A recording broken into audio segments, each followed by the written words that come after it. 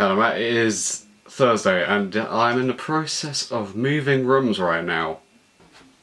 So as you can see, the top is looking okay, but the further we move over this side, the better it gets. Yeah, I'm moving here because work's being done to my room in the next few weeks, and my brother moved out, as you know, so I'm just staying in here until I go to uni. So something weird happened in the process of me thinking about what I'm going to put in the vlog.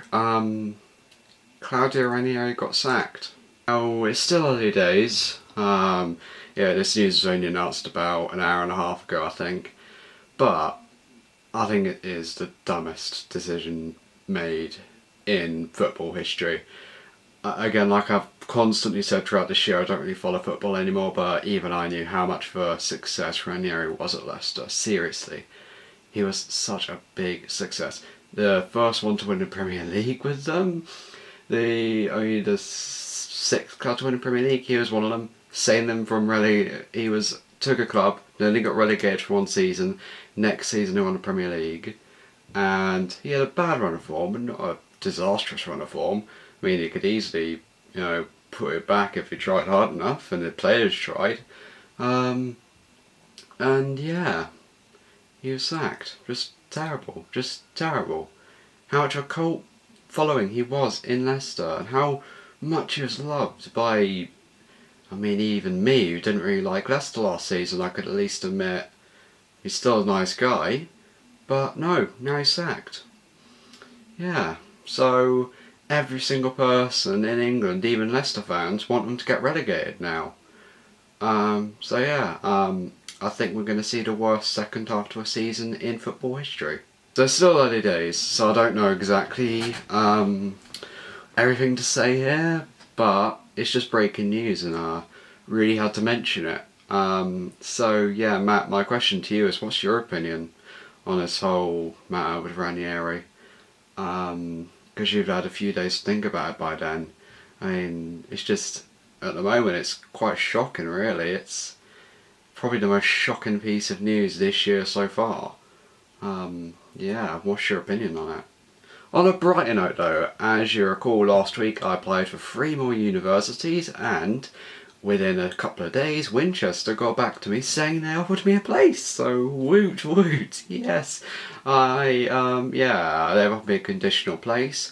Not the university I'd want to go to first, that still remains Bournemouth Arts University, but that's still pretty good, getting a conditional offer from a pretty good university, very local, and yeah, could be where I may end up going. But I've also applied to Bristol and Salisbury, which is part of Bournemouth actual university. It's really weird, really confusing now, and we get to hear back from them. But yeah, I've got my actual Bournemouth interview next week. So yeah, be prepared for a travel log from Bournemouth. So yeah, that's pretty good news. I must be honest, I really do not like this angle. I'm definitely going to switch it up when I actually move everything in. So by Sunday, hopefully I should have a proper angle and proper good lighting to record this from. This is the worst sound I think my vlog's ever had. But yeah, your question to me was, do I ever have those days that I feel a little nostalgic every single bloody day? Yeah, for some reason I get so nostalgic at points, and it's not really because I just see something, it's just that I just have these random thoughts sometimes, and there are times in my life that I just really have got a lot of nostalgia for, and you may be thinking, why do I have nostalgia for these times in my life? Like, late 2005 is one of them. I was only 7 years old, and I don't know why I remember it so fondly. Well, okay, it was a good time in my life, but when I started to actually remember stuff, but I don't know why I really remember it so much. I really remember it fondly. I remember it being really cosy, really good, and it was, yeah. Then, around summer 2009, when I was in Ben 10 fever, I have a lot of nostalgia for, not because of Ben 10, but because of the holiday I had to Spain that year, which was really good. Then Late 2011 was another time. I think I may have already said that in the vlog, but it's pretty much when I started to actually stop being, a kid and started to become a teenager for real. Not only because I turned 13, but because my sensibilities were improving. And also I was in a Chinese speech competition, which is pretty awesome. Then late 2014, actually pretty much all of early 2012, I had that feeling about Reading getting promoted, the Olympics, the other holiday to Spain.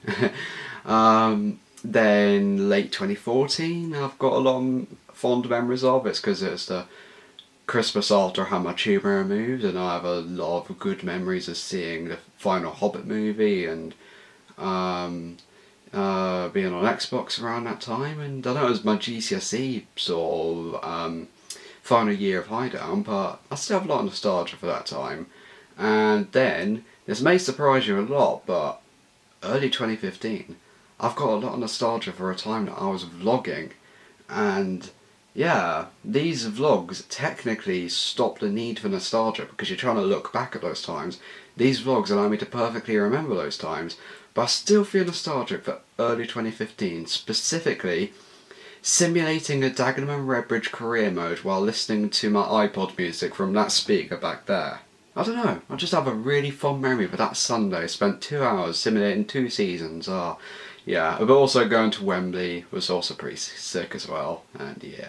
I've got nostalgia quite a lot, and I'm pretty sure there can be a lot more times in my life that I'm going to feel it, but yeah, I get those days all the time. Right, so, as I said last week, Le Rock was going to be a movie review, so let's review Le Rock. It is a Michael Bay 90s action movie. Yeah, you heard that right, Michael Bay.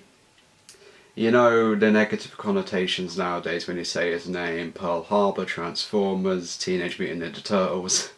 But he was a director who was made for 90s action.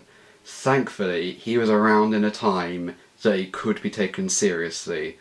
Le Rock is just proof of that. So it's about a really gruffed up veterinarian from the Vietnam War who's really against the government for not giving a proper compensation for the widows of the soldiers who were killed in action, and he wants to exert revenge by taking out the population of San Francisco with a chemical weapon. I know, that escalated quickly.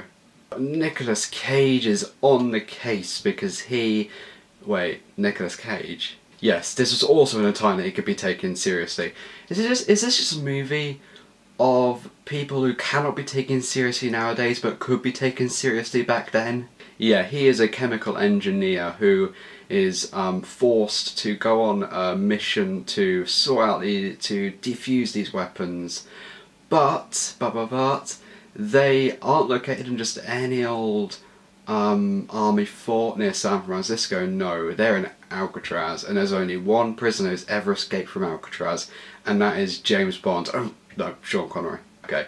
I did like to think when I was watching the movie that Sean Connery's character was James Bond, but it's up to him and Nicolas Cage to work together to defuse these bombs and kill any of Ed Harris's men. The plot is about as generic 90s action as you can get. You've got 2 different personalities, one really army based, really suave and cool and bit off his head, and then you have Nicolas Cage as a really straight man, and you have Ed Harris as a complex villain, and then you have his other villains who do their own thing. It's pretty standard, but that's pretty much what you got to expect from most of these 90s action movies. They're standard. There's a standard. There's a good standard. Especially with this movie, you got your action, you got your explosions, you got your good comedy with the 2 main leads, and yeah, there's a lot of mystery as well with Sean Connery's character, which I like. Is he a bad guy? Is he a good guy? It's really good because they have him locked up at the beginning, and then he throughout the course of the movie he becomes more and more free until he's has a weapon at the end. But at the end of the movie he doesn't back down from the challenge, and he does help Nicolas Cage, even if Nicolas Cage needs his butt saving a few too many times. Now I do think Nicolas Cage is actually a pretty good actor.